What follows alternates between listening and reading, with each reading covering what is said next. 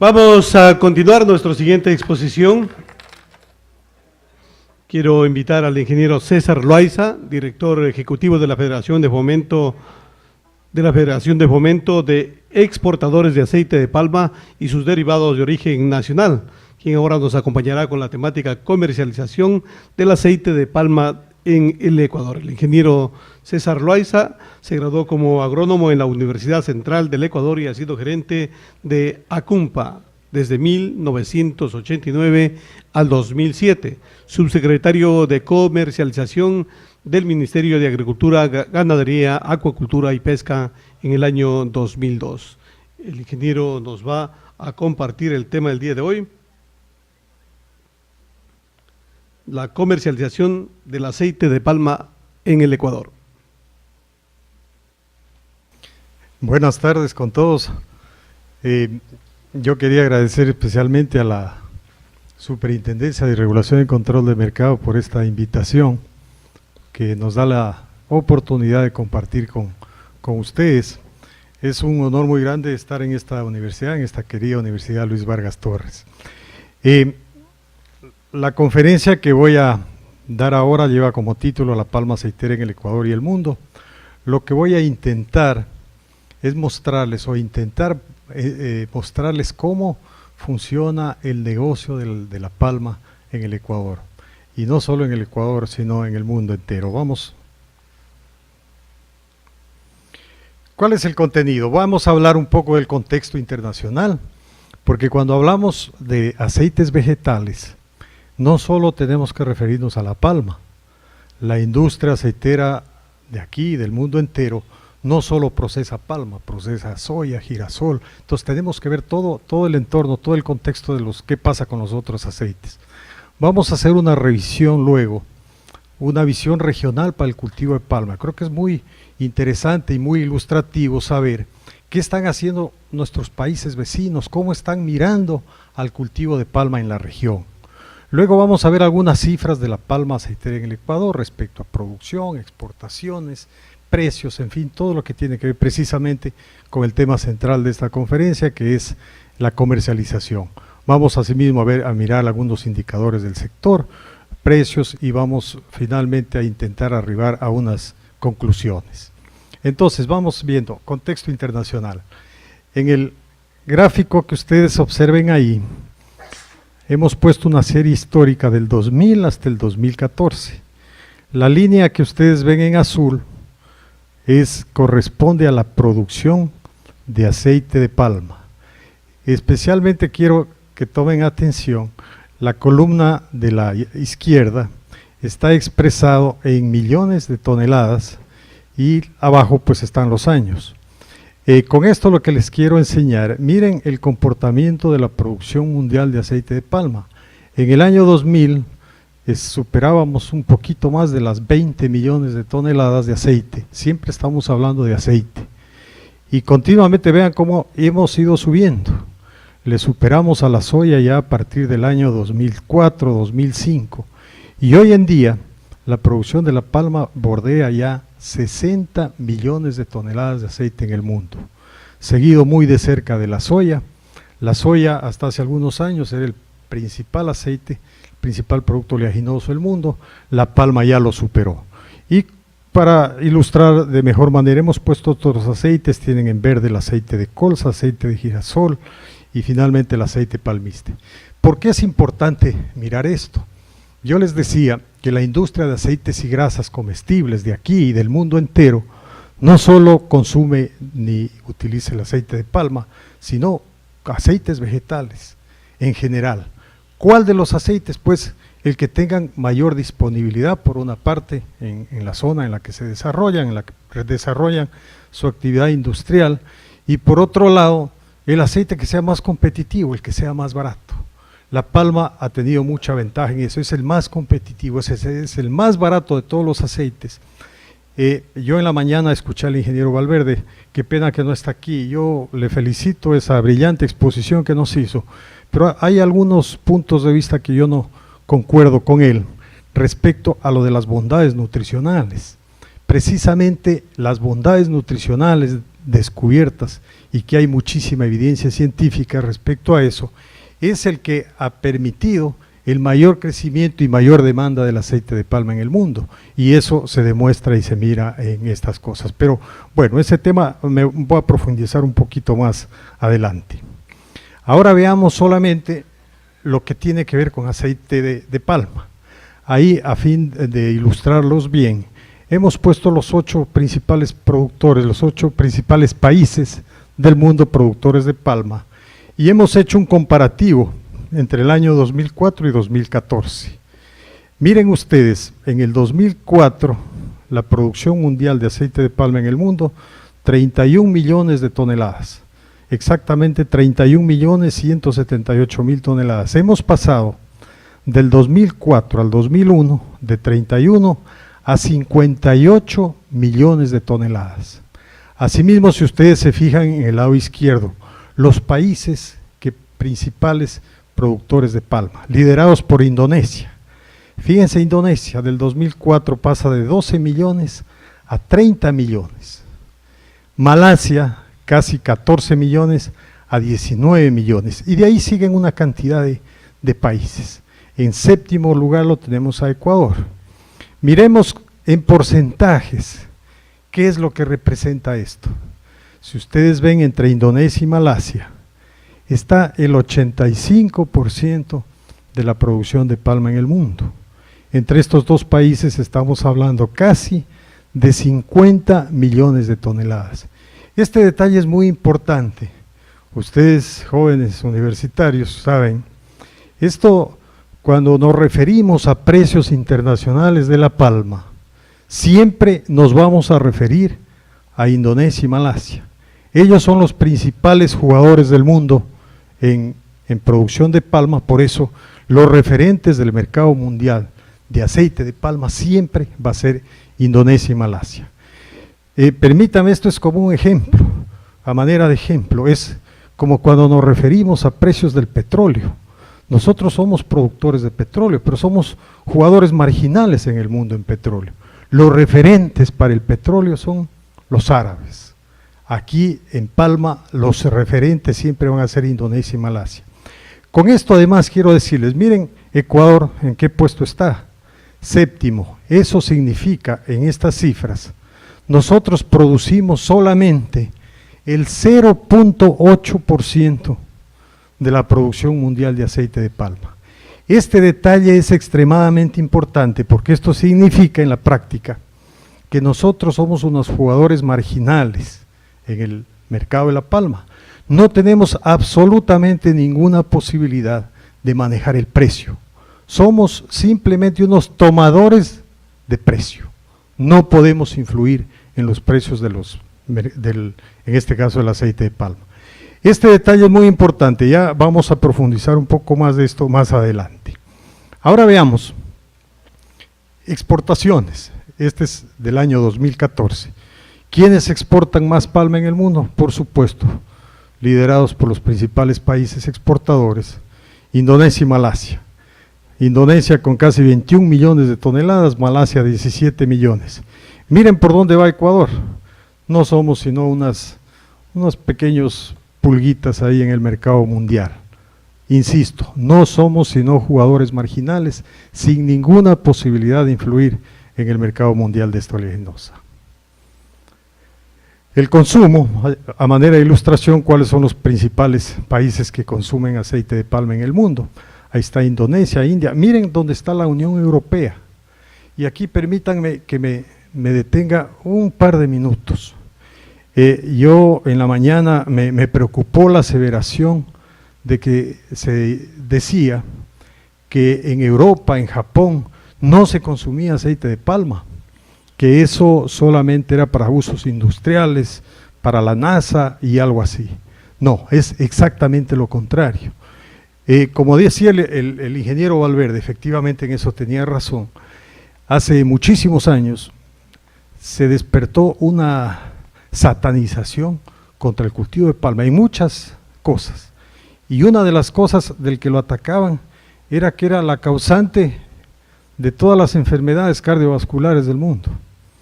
Eso fue nosotros siempre lo hemos sostenido, una guerra comercial que empezó en Estados Unidos. La Asociación de Soyeros Americanos veían en la palma una amenaza, porque la palma seguía creciendo y seguía desplazando mercado, y entonces comenzó una guerra comercial. En ese momento fue el tema de la nutrición.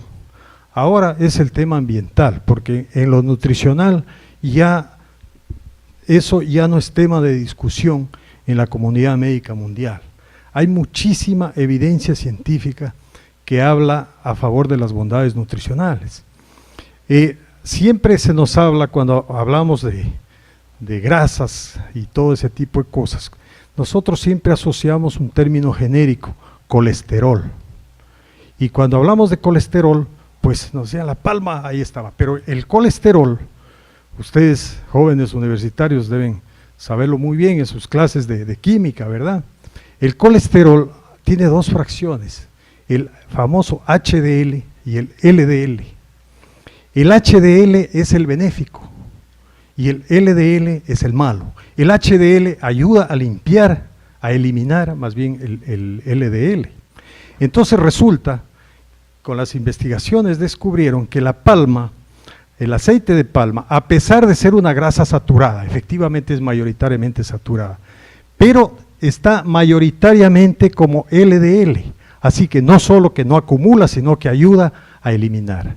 La conclusión de los médicos finalmente no es que llegó a decir que el aceite de palma es el mejor de todos los aceites, no, la conclusión fue que no es ni mejor ni peor que los otros aceites. La clave no está en cuál es el aceite, la clave está en un balance nutricional.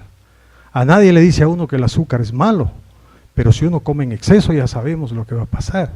Lo mismo es con las grasas, es la clave, el tema de balance. Por otro lado, en los últimos años, algo se mencionó también en la mañana, ahora más bien los cuestionados son los aceites hidrogenados. Y discúlpeme, esa no es mi área, pero ¿qué es esto de la hidrogenación en la industria de aceites y grasas? Cuando uno quiere hacer, por ejemplo, grasas especiales, nosotros decimos grasas especiales a las mantequillas, a las margarinas. Si uno quiere hacer esas grasas especiales, por ejemplo, con aceite de soya, pues tiene que hidrogenarla. ¿Para qué es la hidrogenación? Es para darle esa consistencia dura. Pues la evidencia científica ahora ha comprobado que cuando uno hidrogena el aceite, ahí es en donde le incorpora los temibles ácidos grasos trans, que son los dañinos para la salud. La palma, por sus características físico-químicas, no necesita hidrogenación, ese se consolida por su propia naturaleza físico-química. Y entonces, los cuestionados ahora son los aceites hidrogenados. Todas estas características la han potencializado a la palma y resulta ahora que la palma en la fabricación de estos productos y grasas especiales es la mejor alternativa desde el punto de vista nutricional. Por eso es que la palma, ciertamente hasta hace algunos años, 5, 10 años probablemente, efectivamente países como la Unión Europea, todos los países de la Unión Europea, el propio Estados Unidos, ciertamente no consumían palma, pero en la última década, por el tema de vista nutricional y por las bondades nutritivas, más bien son consumidores muy grandes y la tendencia es muy grande del incremento de la demanda. De hecho, este crecimiento de la producción y de la demanda tiene que ver por el asunto nutricional. No me refiero todavía a biocombustibles, porque eso es otra potencialidad que si bien ya está en marcha, todavía no ha despegado bien. El rato que eso despegue, la demanda va a ser muy alta para la palma, porque la palma tiene unas características importantísimas ahí también para eso. Discúlpeme que me haya detenido un poquito en esta parte, pero consideraba que era importante. A ver. De esto no me voy a detener, el ingeniero Vargas lo manifestó maravillosamente bien. Él lo manifestaba para que no haya confusiones, los rendimientos en toneladas de aceite. Esto está en toneladas de fruta, que es el mismo equivalente de lo que enseñaba el ingeniero Vargas. Aquí es donde realmente tenemos que trabajar todos los palmicultores. El ingeniero Vargas lo decía muy bien, no es que este sea un atributo solo de las plantaciones grandes en donde hay gran tecnología, no, hay pequeñitos productores muy pequeños que tienen niveles de rendimiento de 20, 22 hasta 24 toneladas. Y son pequeñitos que vecinos de quien produce 7, 8, 10 toneladas. Entonces, no es que no podemos, sí podemos. Tenemos las características, pero lo que se requiere es dedicación y manejo del cultivo. El que hace bien las cosas tiene que producir y va a producir bien. Eso es, yo ya no me quiero detener en eso, que el ingeniero Vargas habló muy bien de eso. Fíjense, este cuadrito, los de FAO hicieron cuando se comenzó a hablar de la necesidad de que el mundo produzca combustibles más amigables con el medio ambiente. Entonces surgía la posibilidad del biodiesel. El ingeniero Vargas presentaba una lámina de los rendimientos que tienen las oleaginosas y nos decía que la palma produce hasta 8, 9, hasta 10 veces más aceite por hectárea año que otras oleaginosas. Entonces FAO se planteaba el tema, a ver, si vamos a reemplazar diésel proveniente de petróleo por biodiesel proveniente de aceites vegetales, necesitaríamos, hicieron el cálculo, necesitaban 55 millones de toneladas de aceite adicionales. Y entonces la pregunta era, a ver, ¿de dónde podemos sacar esas 55 millones de toneladas? Y la respuesta era, en base a los rendimientos de aceite por hectárea de cada uno de ellos, si lo hacemos de frijol soya, necesitábamos sembrar nuevamente en el mundo 150 millones de hectáreas adicionales. Si lo hacemos de colza, necesitamos casi 90 millones de hectáreas adicionales. Si lo hacemos de palma, necesitamos 17 millones. Es otra de las, podría ser motivo de otro tema, respecto a las bondades ambientales que tiene el cultivo y que las tiene muchas, y que por el cual también ha sido satanizado, creo injustamente y por desconocimiento. Pero bueno, ese es otro tema. Veamos rápidamente, ¿qué se hace con la palma? Vean ustedes del fruto, en el lado izquierdo, la palma cuando se la procesa y se la extrae en la extractora, por un lado va el cuesco, de donde se saca el palmiste. ¿Qué se hace con el palmiste? Se extrae el aceite de palmiste y la torta de palmiste. El aceite de palmiste se lo utiliza en la fabricación de margarinas, jabones, cosméticos, y la torta de palmiste principalmente alimentos balanceados. Del aceite crudo, el aceite rojo, en cambio, hay un proceso en la refinación que le llaman el fraccionamiento, que consiste en separar la parte sólida y la líquida del aceite. La parte sólida es la estearina. Con esa estearina se fabrica mantecas, margarinas, jabones. Y la parte oleína, que es la parte líquida, con esa se producen los aceites comestibles. Quiero decirles que el aceite de palma es uno de los productos más versátiles. La literatura nos habla que se fabrican más de 500 productos a partir de todo el entorno de lo que produce la palma. A manera de ejemplo, veamos algunos usos comestibles de la palma.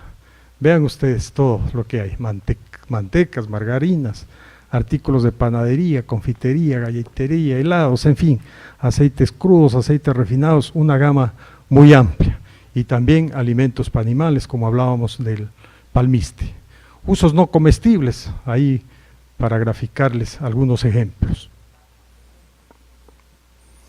Ahora veamos una visión regional del cultivo. Yo les decía, nos parece interesante, porque hay que ver qué están pensando otros países, cómo están viendo al cultivo, qué ven del cultivo y cómo lo están asimilando, digamos.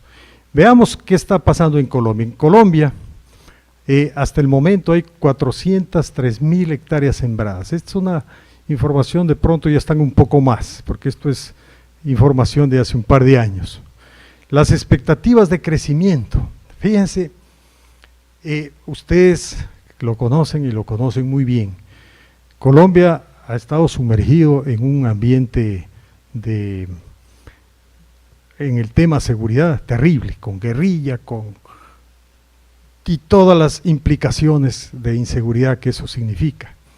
En el gobierno del presidente Uribe, él intentó ver cómo ofrecer a toda esta gente que estaban involucrados en actividades ilícitas una actividad que sea rentable y por supuesto que sea honesta, para reintegrarlos a ellos a la sociedad en una vida digna, productiva. Y ordenó y dispuso que le hagan algunas alternativas. ¿Qué se puede ofrecer? Pues de las 13 o 14 opciones y estudios que hicieron, resultaba que La Palma estaba en primer lugar. ¿Por qué La Palma? Podemos profundizar un poco más. Es por todas las bondades socioeconómicas, por todas las ventajas nutricionales, ambientales y por todas esas cosas buenas que se generan a partir de La Palma. A partir de ahí, el presidente Uribe dejó un programa como política de Estado para que en Colombia, un programa para que en los próximos 20 años aspiran a que se siembre 1.600.000 hectáreas. Pero no solamente eso fue un anuncio bonito, de buena disposición y buena voluntad. Con este anuncio vino además una agresiva política de Estado, de fomento del cultivo en los ámbitos crediticios, fiscales, tributario. Imagínense, allá sacaron una ley, el Senado colombiano, exoneración de pago del impuesto de la renta a todas las nuevas plantaciones de palma durante 10 años de vida productiva. No les digo desde que siembra, porque ustedes saben, la palma se siembra y se comienza a cosechar tercero o cuarto año. Era a partir de ahí 10 años de exoneración de pago del impuesto a la renta. Y por supuesto con créditos abundantes y créditos subsidiados para que la gente siembre. Algo estarán viendo en La Palma. Por otro lado, el mismo presidente Uribe, para incrementar el consumo de aceite de palma, entró en una política de producción de biodiesel a partir del aceite de palma con uso obligatorio en todo el territorio colombiano. Fíjense que hoy en día en Colombia se consumen casi ya 1 millón de toneladas de aceite de palma.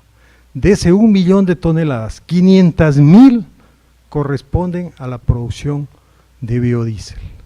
Yo creo que son referentes importantes. Nosotros hemos visto este tipo de políticas con sana envidia, porque vemos que en otros lados le estaban dando mucha importancia a La Palma y acá ciertamente nos sentíamos que estaba faltando. Felizmente, como bien lo anunciaba el ingeniero Vargas, el gobierno ecuatoriano ya regresó a ver a La Palma y hemos empezado un plan de mejora competitiva que nos pone muy optimistas. El gobierno ecuatoriano ya cree firmemente en La Palma, en su desarrollo, igual que todos nosotros los palmicultores. Creemos que La Palma ciertamente es una gran alternativa para el desarrollo agrícola del Ecuador. En Colombia, para que vean hasta dónde llegó la cosa, el presidente Uribe llegó y lo declaró a La Palma el cultivo redentor. Esa sola palabrita ustedes entenderán el dimensionamiento y lo que significa entonces para el gobierno colombiano y significó en su momento y sigue siendo ahora ese concepto, cómo están viendo ellos La Palma. Ahora veamos Brasil. En Brasil hasta el momento hay 100.000 hectáreas sembradas.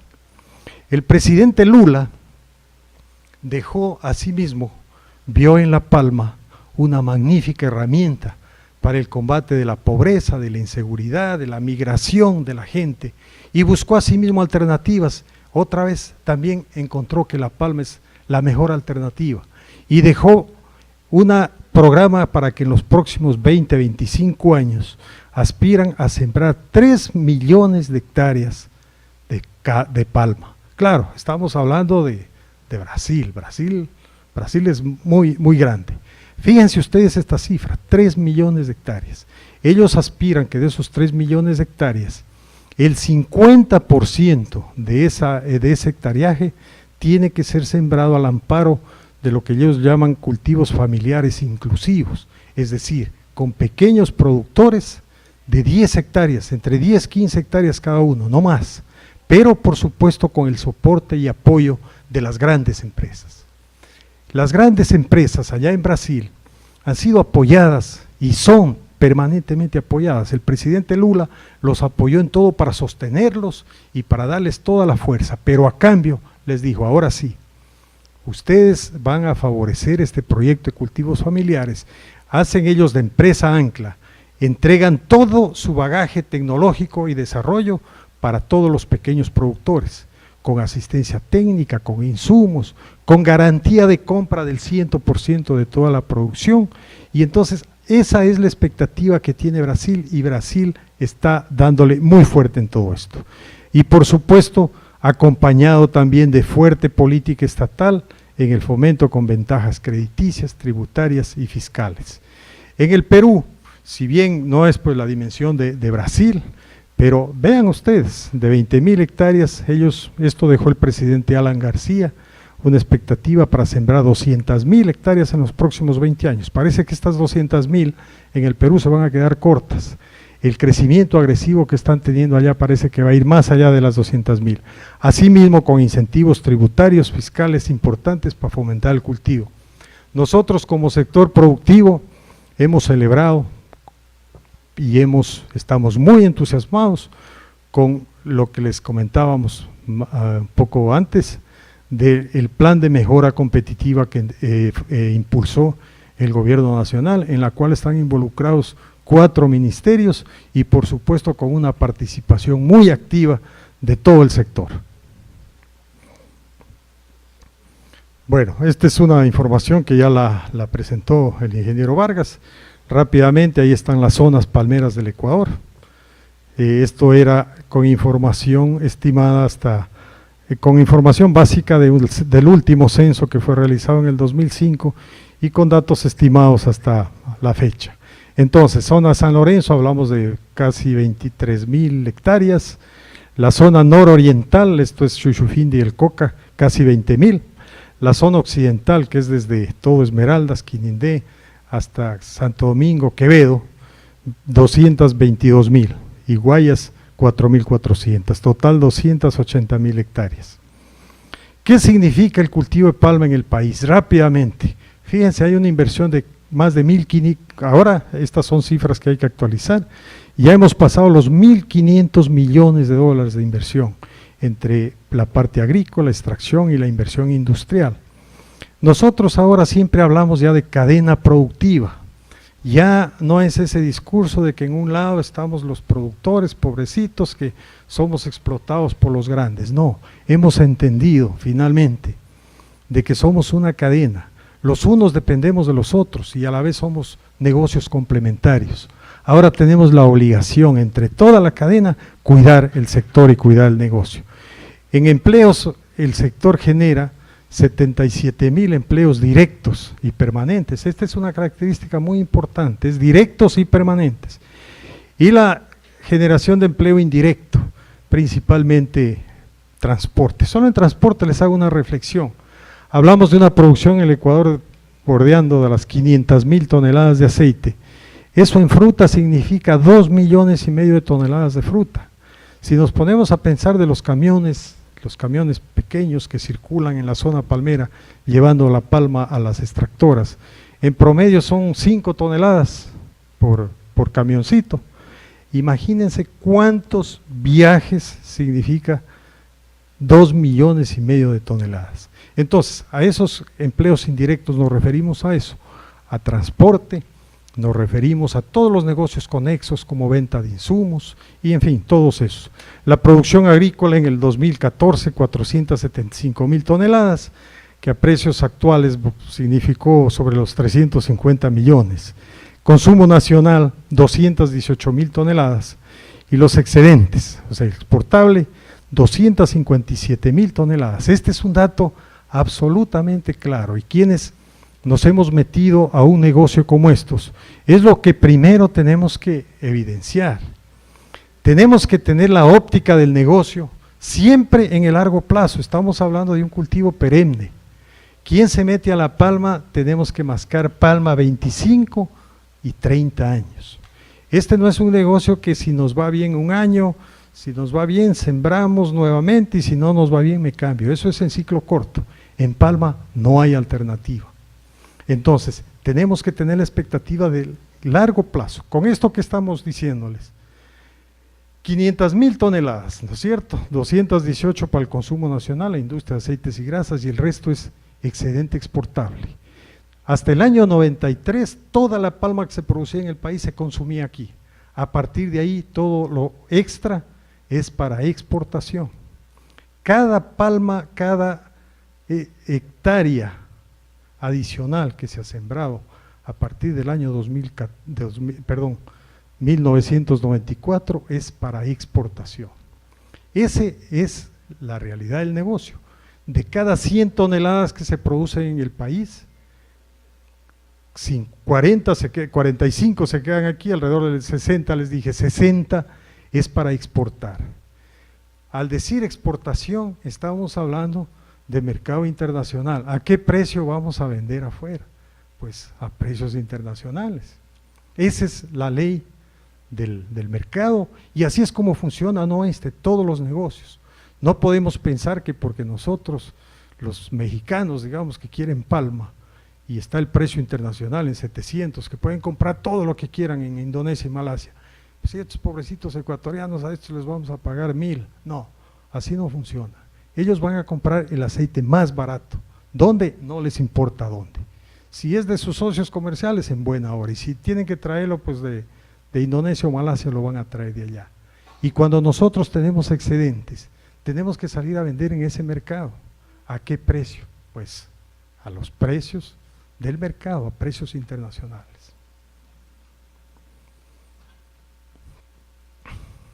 Esto tiene que ver con la estratificación, que voy a pasar rápidamente, eso lo manejó ya muy bien el ingeniero Vargas.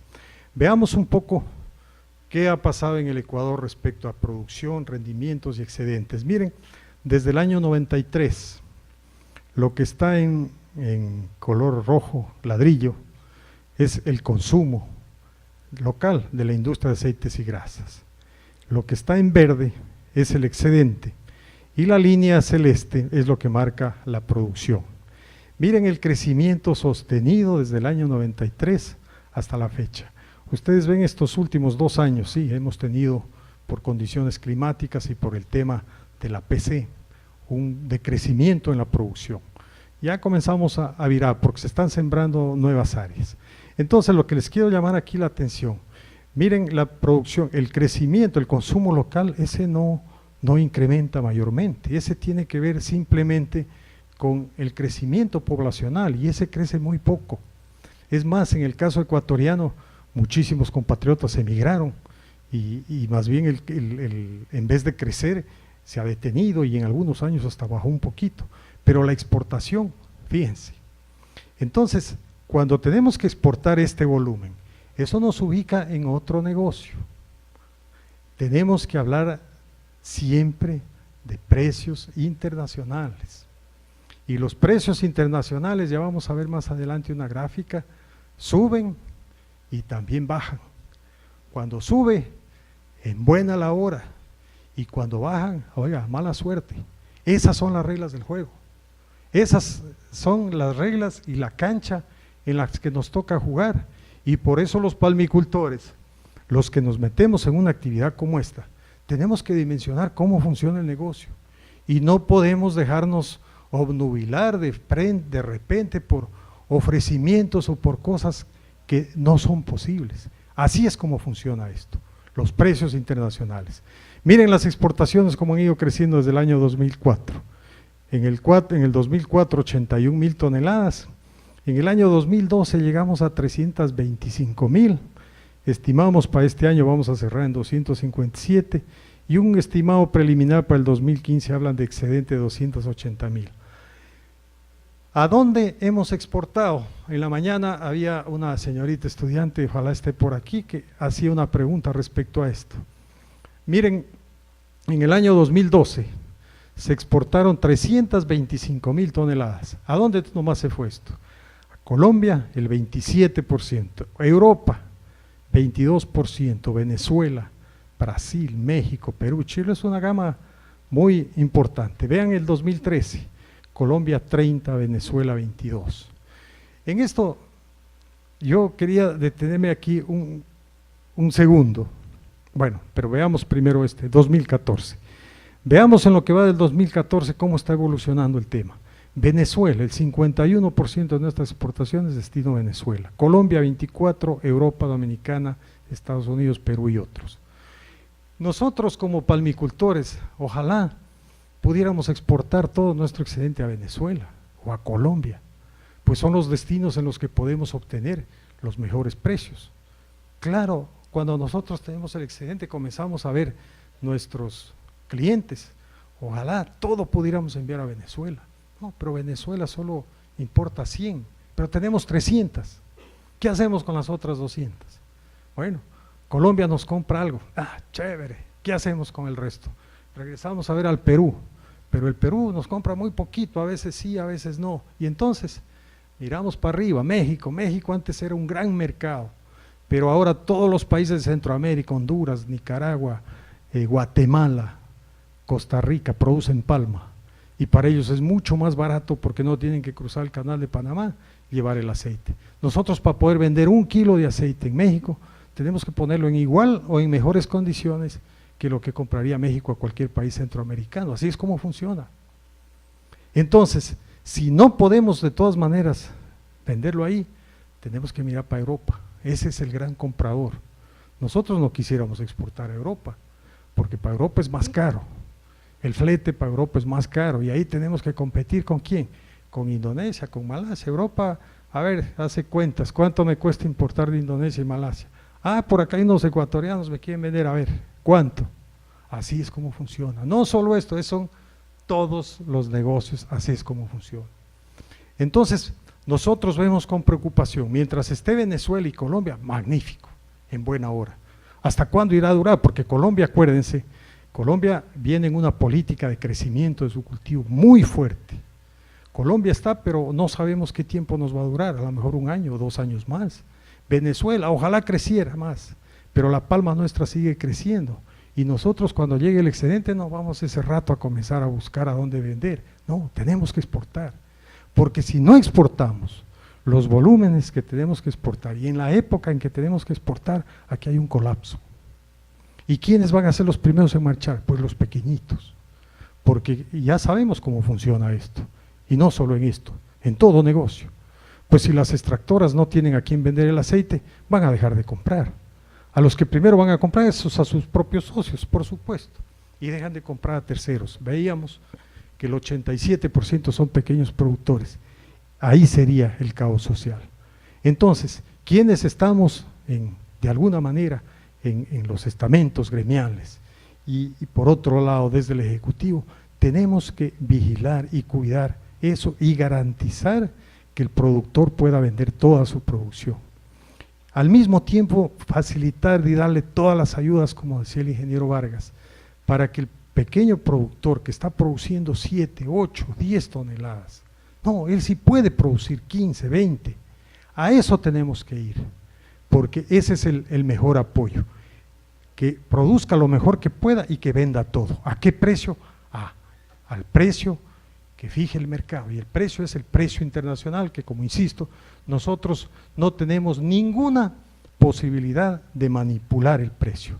Y cuando digo nosotros, me refiero a los productores, ni extractoras, ni industria. No hay ninguna posibilidad de manipular. Eso, así es como funciona esto. Un poco veamos cómo son las tendencias y cómo han ido evolucionando los destinos de las exportaciones. Miren, Europa, desde el 2007, tiene una pequeña tendencia hacia arriba. Yo les decía, nosotros no quisiéramos exportar a Europa, pero ¿y si sigue creciendo el excedente y no hay a quién más? ¿A dónde? No, tenemos que exportar. ¿A dónde? Pues si es aquí exportar a Europa, a Europa. Por eso para nosotros como palmeros, el tema de llegar a un acuerdo comercial con Europa era súper importante y hemos festejado y hemos aplaudido y hemos felicitado al gobierno nacional porque parece que finalmente se concretó ese acuerdo. Eso nos da una tranquilidad de que vamos a poder vender el aceite que se venga. Colombia, si bien ha estado con tendencia creciente, pero no podemos pensar que ese va a ser nuestro mercado, no. Ellos el año pasado ya exportaron 200,000 toneladas, si bien hicieron ya un fuerte consumo en biodiesel, pero vienen sembrando muchísima palma. Insisto, los palmeros tenemos que pensar en 25, 30 años. No podemos obnubilarnos ni pensar que porque un rato tenemos unos precios bajos como los que tenemos ahora, nos vamos a desanimar, como alguien decía en la mañana. Y tampoco vamos a pensar que cuando los precios están altos, ya llegó el Edén, el paraíso, y ya no tenemos que preocuparnos de nada, no. Acuérdense, muchos de ustedes deben ser católicos. Esto es hasta bíblico, hay las vacas gordas y hay las vacas flacas. Y cuando hay buenos precios hay que guardar para cuando vengan las flacas, ¿verdad? Bueno, ahí está Venezuela, las tendencias de México, cómo ha ido Brasil y cómo ha estado Perú. ¿Qué es lo que exportamos? Miren, ese es un dato del año 2013. En el 2013, 282,000, casi 283,000 toneladas. De eso, aceite crudo, como aceite crudo, 53%. Todo lo demás es producto con valor agregado. En la mañana se hablaba algo de la matriz productiva.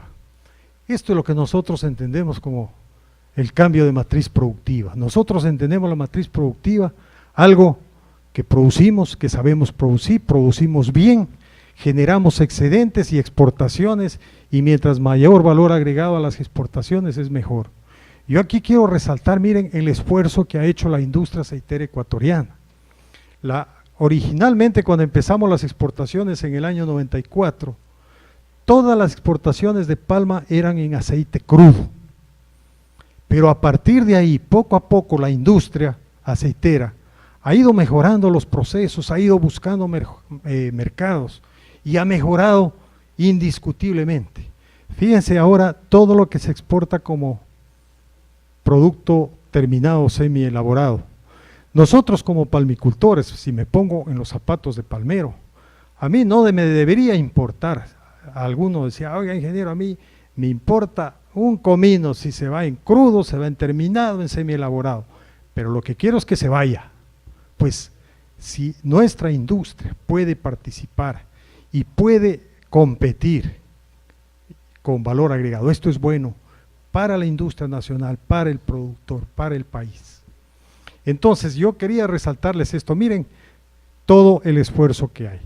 En lo del biodiesel, hace 2 o 3 años salió un decreto ejecutivo del presidente Correa, mediante el cual hablaba de que Ecuador va a entrar ya en la producción de biodiesel.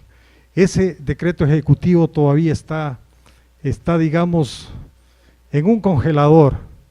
Nosotros aspiramos como palmeros que ojalá ese proyecto se reactive y aspiramos sinceramente que ojalá aquí en el país se pueda producir efectivamente el biodiesel y sea una política nacional como en Colombia de uso obligatorio en todo el territorio nacional. Eso significaría para nosotros, en los cálculos que tenía Petroecuador, un consumo adicional de casi 200,000 toneladas de aceite para la producción de biodiesel.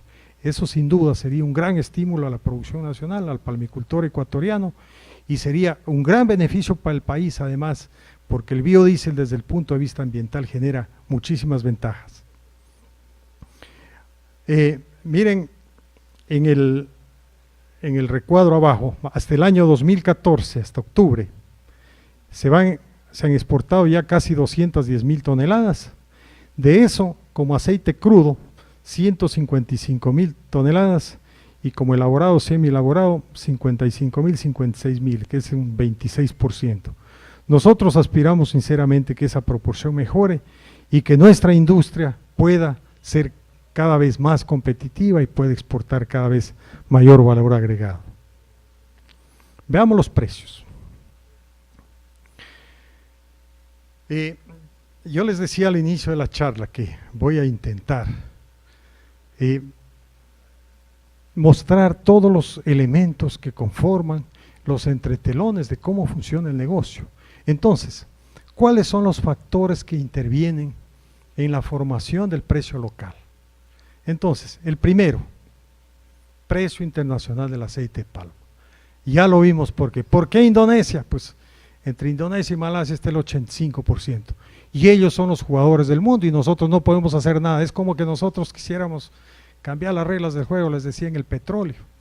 Nosotros pudiéramos decir como Ecuador, está muy bajo el petróleo, pongámosle a 120 o a 150. No, somos marginales, nadie nos va a parar bola. En La Palma es lo mismo. Entonces, el primer referente para nosotros, precio internacional del aceite de palma. Un segundo tema tiene que ver con los sustitutos. Yo les decía que la industria de aceites y grasas no solo procesa aceite de palma, procesa soya, procesa girasol, en fin, todos esos aceites. Y entonces, nosotros tenemos que estar siempre haciendo cuentas y vigilando cuánto cuesta la soya, cuánto cuesta el girasol, o cuánto le costaría a la industria importar soya o importar girasol.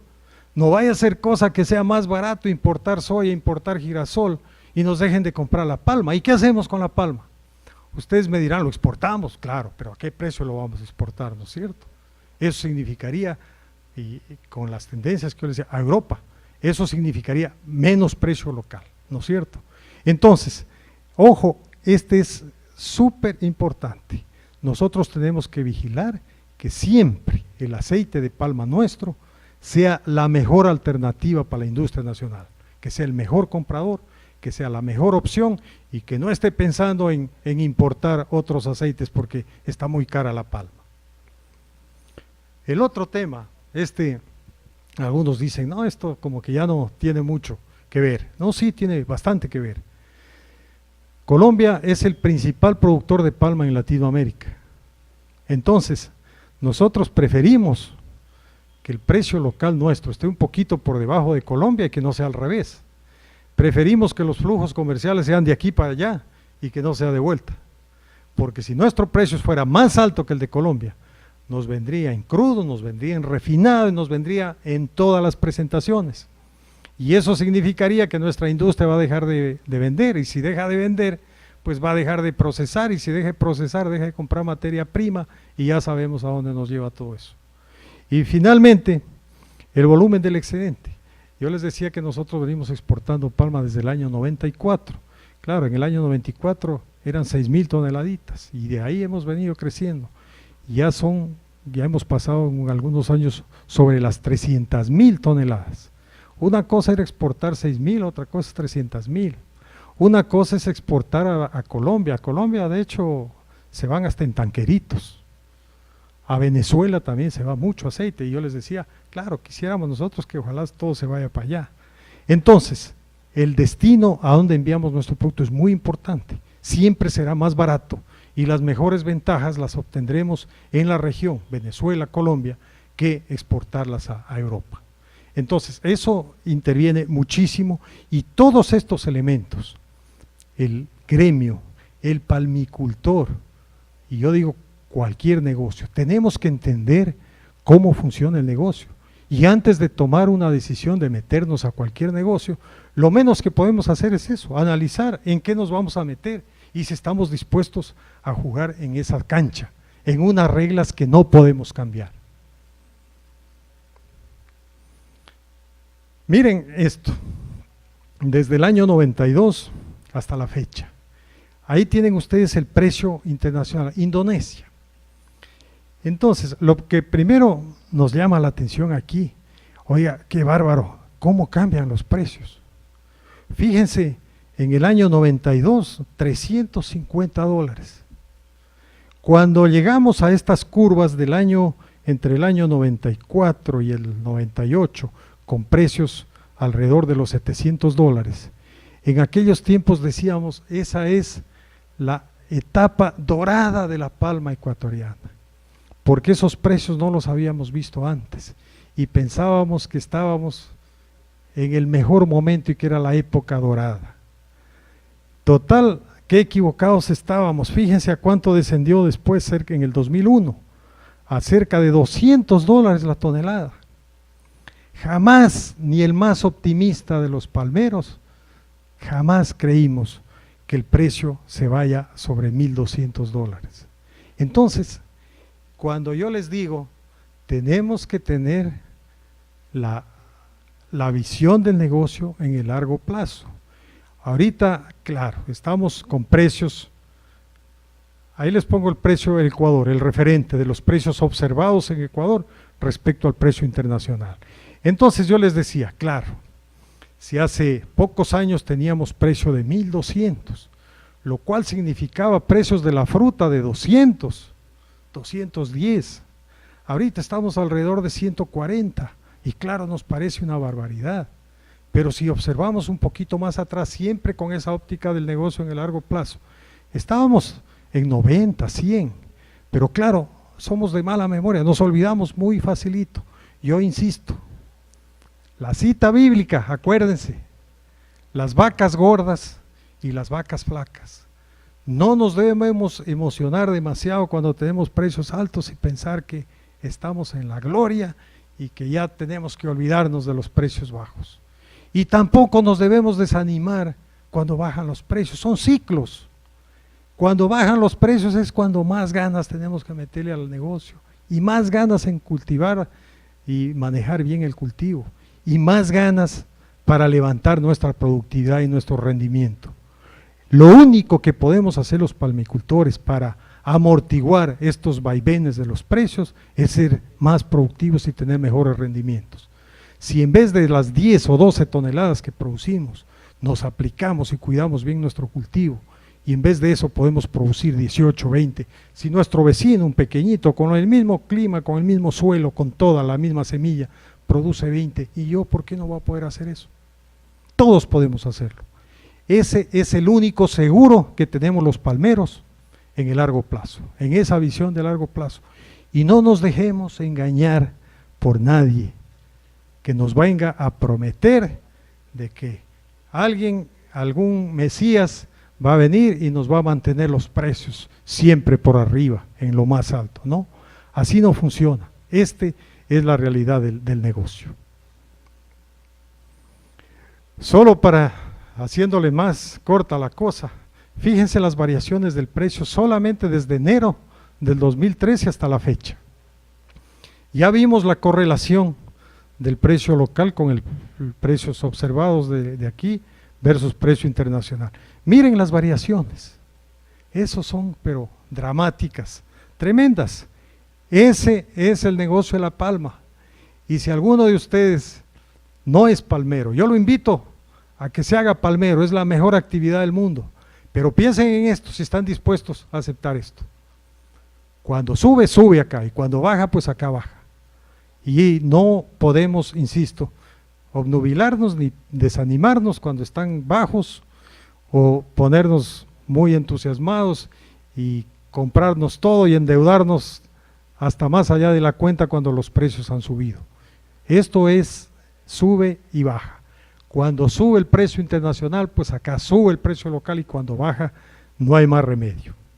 Entonces, a manera de, para no cansarlos demasiado, a manera de conclusiones, absoluta claridad en esto: nuestro precio local inexorablemente amarrado al precio internacional. Esa es una, no sé el término, pero esa es una condición absolutamente clara. Cuando sube el precio afuera, acá subirá, y cuando baja, baja. Esa es una realidad, pero tangible totalmente. Por otro lado, tenemos que pensar que a partir del año 94, que ya somos autosuficientes en la producción de palma y hay excedentes, cada nueva hectárea que se produce en el país tiene que estar destinada a la exportación. Entonces, tenemos que competir en el mercado internacional en las ventas. Por ahí yo veo, y yo por supuesto respeto todas las opiniones y criterios. Hay quienes consideren, por ejemplo, dicen, no, tenemos que pedirle que el Estado nos fije el precio. Yo les invito a pensar, si fuera un producto que sea para autoconsumo, o sea, todo lo que se produce aquí, pues se queda aquí en el Ecuador, no tenemos excedentes, pues a lo mejor el Estado lo puede hacer. Pero, ¿qué hacemos en el caso de La Palma, que tiene el 60%? ¿Será que el Estado se va a hacer cargo de comprar toda la producción y exportar el excedente del 60%? No. Eso va contra toda lógica. Nosotros no creemos en eso. Este es un negocio de libre competencia. Y miren, En la mañana se decía que esto es un oligopolio porque la componen 3 empresas. No, no es así. Aquí hay 6 empresas aceiteras grandes y hay 4 jabonerías. Son 10 empresas. Y además les hago una reflexión. Verán que vivimos en un mercado abierto.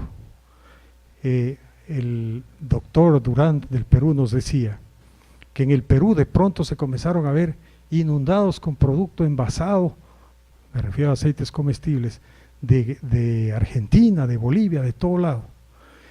Esto es un negocio abierto, nuestra industria local, no solo que compiten entre ellos, entre colegas, que insisto, no son 3, son 10, sino que tienen que competir regionalmente con toda la industria aceitera de la región. Si a nuestros industriales se les ocurriría poner precios por encima del mercado, pues tengan la certeza, al otro día comienza a venir aceite envasado del Perú, o de Colombia, o de Argentina, o de Bolivia, de donde quiera. Entonces, esa competencia de nuestra industria no solo es, insisto, entre ellos, en los colegas locales, sino es una competencia abierta en toda la región. Los palmeros y toda la cadena productiva de La Palma tenemos la absoluta necesidad de mantener un mercado interno, organizado y muy ordenado. Hubo un tiempo en que todo esto se cumplía. Yo soy muy orgulloso de ser palmero y de haber sido dirigente del sector palmero algún tiempo. Y perdónenme que me ponga o lo ponga a mi gremio por delante. La Asociación de Cultivadores de Palma es uno de los poquísimos, si no el único sector agrícola en el país en que ha desarrollado su propia asistencia técnica, su propia transferencia de tecnología, su propia investigación, y tenemos un esquema de comercialización. Nosotros no somos o no hemos sido históricamente, jamás habrán visto ustedes, yo espero que nunca lo vean, a palmicultores tocando la puerta o llorando porque no tienen a quién vender, o cerrando caminos y carreteras porque no tienen a quién vender. No, nos hemos dedicado siempre a hacer lo que tenemos que hacer. No nos hemos metido ni jamás nos meteremos en política, sino a generar soluciones para los problemas de La Palma y de los palmeros. Yo siempre sostengo, quizás esa visión de largo plazo que tenemos los palmeros de 25, de 30 años, nos ha obligado a generar este tipo de soluciones. Entonces, el sector ha sido siempre eso, organizado, ordenado. Hemos hecho siempre un esquema de comercialización en el que calculamos mes a mes cuál va a ser la producción, cuál va a ser el consumo local y cuál es el volumen que hay que exportar para que acá no se generen disturbios de ninguna naturaleza, garantizando en primer término el abastecimiento para la industria local, por supuesto. El excedente se debe exportar, como decíamos, siempre en las épocas oportunas en que estos se producen y en los volúmenes que corresponden a hacerlo. Felizmente para los palmicultores en general, vemos con optimismo como la demanda mundial del aceite de palma se sigue incrementando. Hay temporadas que medio se amortigua un poco, tiene que ver con las crisis mundiales a veces. Este momento, por ejemplo, con la baja del petróleo, se ha detenido el entusiasmo que había por la producción de biocombustibles. Además, este año hubo una producción extraordinaria de soya en el mundo. Todo eso ha paliado un poco los precios. Pero insisto, estos son ciclos. Hay las vacas flacas, ahora nos tocó las flacas, ya vendrán las otras también. Aspiramos ciertamente, como les dije, que el gobierno nacional lo impulse definitivamente a la producción de biodiesel a partir del aceite de palma. Eso significaría bajar de nuestros inventarios 200,000 toneladas de aceite menos para exportar, y en definitiva tenemos la obligación de buscar tranquilidad, estabilidad para seguir fortaleciendo la unidad y la autogestión del gremio. Muchas gracias. Gracias a sí mismos. Si tenemos alguna pregunta.